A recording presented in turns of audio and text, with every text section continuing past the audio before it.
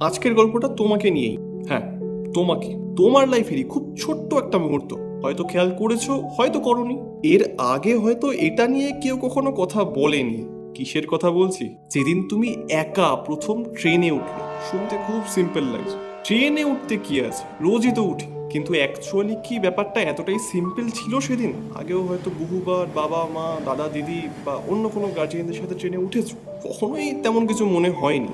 কিন্তু যেদিন প্রথম একা ট্রেনে উঠলে, মনে পড়ছে সেই দিনটা? কোনো কারণ ছাড়াই একটা এক্সাইটমেন্ট, হয়তো পরিস্থিতির চাপে পড়ে অনেকটা কম বয়সে কিংবা একটু বড় হয়ে। কিন্তু মনে করে দেখো, যখন ট্রেনটা ছাড়লো মনে হলো না এক ধাক্কা একটু বড় হয়ে গেলাম, প্রথমবার দায়িত্ব নিলাম। হ্যাঁ, নিজের, কিন্তু দায়িত্ব নিলাম। খুব ছোট্ট একটা ব্যাপার, অত খেয়াল করার মতো কিছু না, কিন্তু একটু ভেবে দেখো তো, স্পেশাল ছিল না কি?